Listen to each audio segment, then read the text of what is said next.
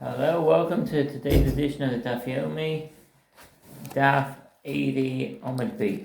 Let's dive straight in. Just finishing off a sentence from the previous Omid A. The Gemara further suggests, common here a proof on both. If one hired a donkey to bring a letech, I 15 seah, I 15 seah of wheat, but he brought 16 seah of barley, he's liable. It's indicated if he added only 3 carb, I half a seah is exempt. Rabbi interpreted the bride as referring to smooth over barley, a precisely measured load where the volume of the barley was not measured with a heaped measuring utensil but leveled flat. Consequently, it is roughly a seah less than the usual amount. The sages taught a cab is too large an addition for a porter. What does that mean? Cab a kastaf. If a renter added an extra cab beyond the agreed upon amount to the higher porter's load, and the porter is injured as a result, the renter is liable to pay for the damage. The porter could reasonably have thought that the load felt too heavy for him due to a momentary feeling of weakness, because rather than because the load actually weighed significantly more. And according to the opinion of Ravashi, Bava Metzia Daf, he would 47 Shulchan Aruch 387, and therefore if the porter is injured by the additional weight, the owner must pay him. An adriv, half a core, is too large an amount for a small boat, and a core is too large an addition for a regular boat. Car lasfina, if a renter added extra weight to the load of a boat, and the additional weight totaled 1/30 or more of the weight suitable for the boat of that size, and the boat subsequently sank, the renter is obligated to pay for the boat. That's in the Ram Seif Mishpat Hilchot Kiwit 46 Shulchan Aruch Mishpat 211:1. Their 3 core is too large an addition for a ship, a burnei. And there's a picture here of a burnei, a large ship, a model of a Greek warship. From the Greek, the burnis, or the Latin, the burner, meaning a lightweight warship or a lightweight cargo ship. Such ships were commonly used by the Greek Navy during the Hellenistic period. The master said, a cab is too large an addition for a porter. Asked, if it is so, then it cannot withstand this load. The porter is a sensible person, let him throw it off and avoid injury. Abai said, this is a case where the load knocked him down immediately before he could remove it from his back. But I said, even if you say that it is referring to a case where it did not knock him down immediately, the bride is not difficult, but it is necessary only if they got to extra pay. The agua yisera, some claim that the porter is not entitled merely to additional payment for this extra weight proportional to the stipulated weight according to weight, but that he receives a higher price for this additional load as it constitutes an extra burden beyond the standard. And that's in Torah Chaim. Thank you, Mom, for this addition. Ravashi said, even if the porter is a sensible man, as he thought it was a momentary weakness that seized him, and did not realize that the loan itself was excessive. The Brisa could teach it. A core is too large an addition for a regular boat. 3 core is too large an addition for a large ship. Rav Papa said, going on from here that unspecified boats, what does that mean? Sassim Safinos. One interpretation is that it is unspecified. One interpretation is that an unspecified boat that cannot contain such a load is considered rickety, and therefore is a mistaken transaction. Alternatively, Rav Papa is saying that the terms in the Brisa, Ariva and Burnei, refer to small boats and large ships, and that the definition of a medium-sized boat is one that holds 30 core, and that's from the Ein Yehosef. Can bear 30 core, i.e. this is the volume of a ship's cargo. The reason for this claim is that in all these cases, the addition that causes damage is 1/30 of the normal load. The Gemara asks, what is the practical difference resulting from this observation? The Gemara answers, the difference is with regard to the halakha of buying and selling, i.e. one who purchases a boat of unspecified dimensions should know that this is its expected capacity. All artisan laborers who take raw materials to their homes are considered paid baileys. What does that mean? Kol ha'umanin shomei sacha. All skilled laborers who are given work as contractors are considered paid baileys for the work materials they take home.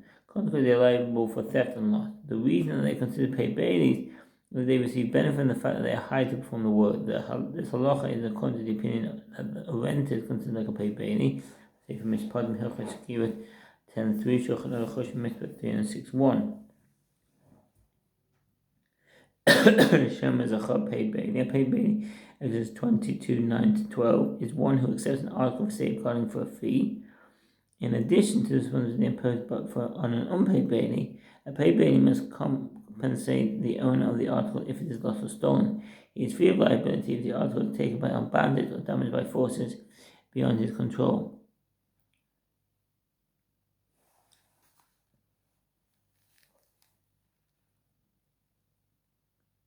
If those items, so return them to the owner. And with regard to those who said to the owner, I finished the work, and therefore take what is yours, this item, and bring money in its stead, from that point on each of them is considered an unpaid bailey.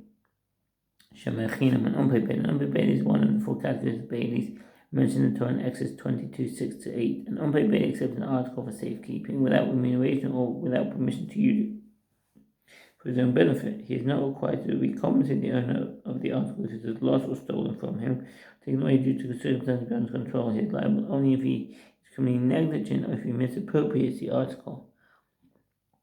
One who lent to another based on collateral is paid bailey for the collateral. Rabbi Yehuda says, one who lent another money is an unpaid bailey for the collateral, whereas one who lent another produce is a paid bailey. Abba Shaul says, it's permitted for a person to rent out a person's collateral that he was given to him for loan, so that by setting a rental price for it, he will thereby progressively reduce the debt. Rather than subtract the rental money received from the amount owed by the borrower, because this is considered like returning a lost item. The borrower profits from this arrangement, whereas if the lender does not use the collateral in this manner, it provides benefit to no one. The Gemara suggests, let us say that the mission is not according to the opinion of Bava Metzia. I was just talking about with regard to a renter, a renter is one who pays a fee for the use of an item. The Torah in Exodus 22:14 mentions a renter, but does not delineate his responsibility in the event that the renter is lost or stolen. The sages disputed whether his responsibilities resemble those of a paid bailey or an unpaid bailey. In practice, the halacha is that he has the obligation of a paid bailey. Because stated not explicitly in the Torah, how does he pay in the event that a rented article is lost or stolen? Rameir says he paid like an unpaid bailey, only in cases where the loss of the item was due to his negligence. Rabbi Yehuda says he pays like a paid bailey, even in cases where the loss of the item is not due to his negligence. Skilled laborers are similar to renters as they take possession of the item to earn a profit from it. And the Mishnah teaches that skilled laborers are like paid bailies. Consequently, the ruling of the Mishnah is apparently not in accordance with the opinion of Bava Metzia. The Gemara rejects this claim. You may even say the Mishnah isn't according to the opinion of Bava Metzia, and the reason skilled laborers are like paid bailies is that through that benefit that the worker accrues and the fact that the owner of the item leaves aside everyone else and hires him, he becomes a paid bailey over the item. The Gemara challenges this reasoning. We said with regard to rent as well, and then we said that through that benefit he receives from the fact that the owner leaves aside when else rents to him, he becomes a paid bailey over the item. Well, in the light of this refutation, the Gemara suggests a different reason that you may say that the Mishnah is according to the opinion of Bava Metzia. Through that benefit that the skilled laborer receives from the fact the owner gives him a little more money, he becomes a paid bailey. It is impossible to calculate the precise sum to which skilled laborer is entitled. It is assumed that he is slightly overpaid. The Gemara asks, with regard to a renter as well, are we not dealing even with a case where the owner gives him a little more value for his money, and yet remember claim that he is considered like an unpaid bailey? Rather, you may even say that the mission is according to the opinion of Bava Metzia for a different reason. Through that benefit, the skilled laborer receives the fact that he holds onto the item so that he is not required to go in and go out for his money. He becomes a paid bailey over them. If you were saying instead that the Mishnah can be explained according to the opinion of Bava Metzia without the explanation, as Rabbi Avur reversed their opinions and teach that the Bible says, with regard to a renter, how does he pay? When it says like a paid bailey, Rabbi Yehuda says like an unpaid bailey. The mission teaches, and in the case of all those who said to the owner, take what is yours, this item, and bring money in its stead, each of them is considered an unpaid bailey. We learn in the Mishnah there, 98b, if the borrower said to the lender, send the animal that you agreed to lend me with the person to whom you said would deliver it, and he sent it to him and it died. If one borrows a cow from another and says, send it to me with my agent or my child or my servant, and dies on the way, the borrower is liable. Bava Metzia Daf, She'ina Ufakadan 3:1 Shulchan Aruch Mitzvah 345. On the way, the borrower is liable, and similarly when he returns it. The borrower is responsible for the animal as long as he has not actually been returned to the owner. Rav Bar Papa said that Rav Hissa said they taught this halacha only when the borrower returned it during the period of its loan, and as he accepted responsibility for the animal for the stipulated duration of the loan. But if he returned it after the period of the loan, it is exempt. If the borrower sent with an agent the item or animal he borrowed, he retains responsibility until it reaches the owner. Consequently, if the animal dies or an accident befalls the item, the borrower is liable to pay.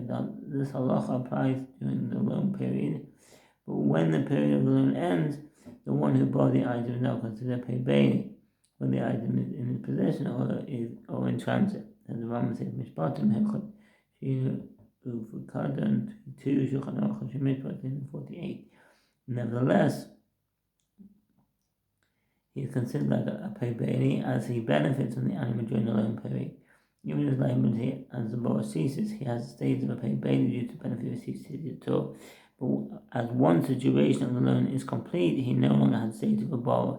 Rav Nachman Bar Papa raised an objection from the Mishnah.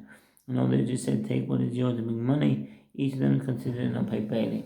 That's the end of the Omid. Wish you a very good day and peace and Israel. All the best. Bye.